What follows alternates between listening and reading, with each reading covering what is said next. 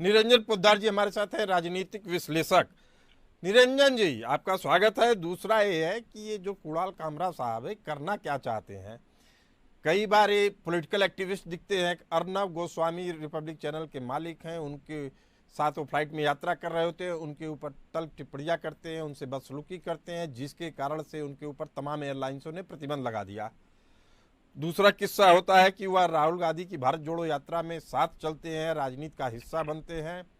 उसके बाद कॉमेडी का सहारा लेकर किसी दूसरे नेता के ऊपर तंज कसते हैं, और तंज की भी भाषा ऐसी है कि सभ्य समाज में तो इसको कहीं भी कोई स्वीकृति नहीं देगा।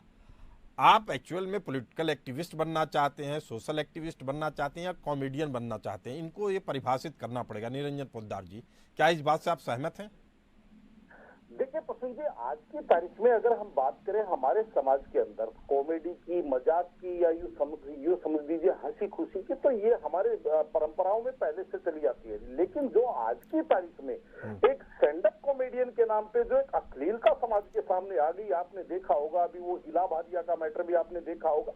क्या आप इसको संस्कार के या परिवार के साथ इन चीजों को सुन सकते हैं? परिवार के साथ ऐसे सोच देख सकते हैं ऐसे लोगों के?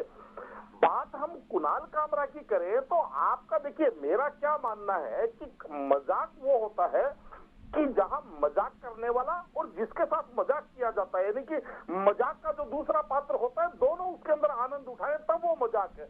अगर मैं किसी के साथ मजाक करता हूं, मेरे को तो आनंद आया, लेकिन सामने वाले को अगर मेरी बात सुनी, तो वो मजाक नहीं है, वो बदतमीजी कहलाती है। और जिस तरीके से जो स्टैंड अप कॉमेडियन और उसके अंदर विशेषकर ये जो कुणाल कामरा, जैसे भी आपने कहा, कहीं ना कहीं इनका क्या है कि एक जिसको कहते हैं वामपंथी मानसिकता के इतने बड़े पैरोकार हो रखे हैं कि उनके माध्यम से इनको एक आशातीत सफलता मिल गई, इनको एक पॉपुलैरिटी मिल गई, ये अपने आप को सेलिब्रिटी समझते हैं। लेकिन इनको ये चीज समझ में नहीं आ रही कि जब आप सेलिब्रिटी होते हैं, जब आप समाज के अंदर प्रचारित होते हैं, तो समाज के साथ आपके लिए जिम्मेदारी भी आपकी उत्पन्न होती है। समाज के अंदर आप जो बोलते हैं उसका क्या संदेश जाएगा? तो कहने का तात्पर्य ये है, आप सार्वजनिक मंचों के ऊपर, आप पब्लिक के अंदर अगर कोई चीज बोलते हैं तो आपकी जिम्मेदारी ज्यादा बढ़ जाती है। जब आप लेकिन इस जिम्मेदारी को अगर नहीं निभा रहे हैं तो सरकार क्या कदम उठा रही है? सुप्रीम कोर्ट की अवमानना तक का केस चल चुका है इनके ऊपर। अब कौन रोकेगा इनको? देखिए प्रसन्न जी, मेरा ये मानना है कि इसके अंदर सबसे पहले तो समाज को जागरूक होना पड़ेगा, क्योंकि ये जो लोग हैं ये समाज की गंदगी है। और अगर इस गंदगी को अगर कोई आदमी मल के चलेगा तो ऐसी गंदगी के अंदर बढ़ोतरी होगी। क्योंकि किसी भी समाज के अंदर किसी भी अपराध की, किसी भी गंदगी की सही मायने में रोकथाम समाज जो उत्पन्न करता है, वहीं से उसकी, मेरे हिसाब से उसका विस्थापन हो सकता है। निरंजन जी बड़ी बात कह रहे हैं।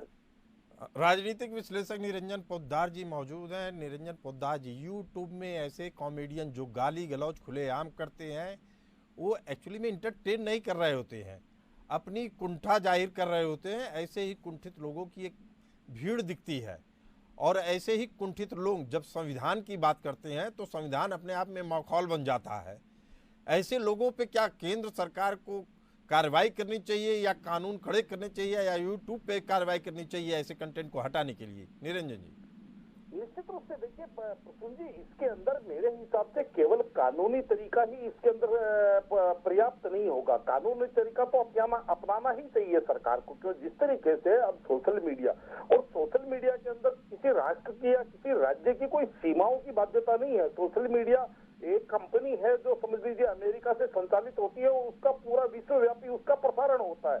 और कई बार हमें ऐसा देखने में भी आता है कि जो सोशल मीडिया कंपनियां हैं वो कहीं ना कहीं राष्ट्र से बड़ी, यानी कि देश को भी चुनौती देने के से पीछे बात नहीं आते। भी आपने देखा होगा कि जिस तरीके से ट्विटर और ग्रोथ का एक मामला चल रहा है और केंद्र सरकार उसको संज्ञान ले रही है, लेकिन कहने का तात्पर्य यही है कि उसके बावजूद भारत एक संप्रभु राष्ट्र है, और भारत की केंद्रीय सरकार को इन चीजों के ऊपर गंभीरता से एक पूरी की पूरी नीति बनानी चाहिए, गंभीरता से नीति बनानी चाहिए और कड़ी कार्रवाई करनी चाहिए, ताकि इस तरह का कूड़ा कचरा हमारे समाज में न फैले।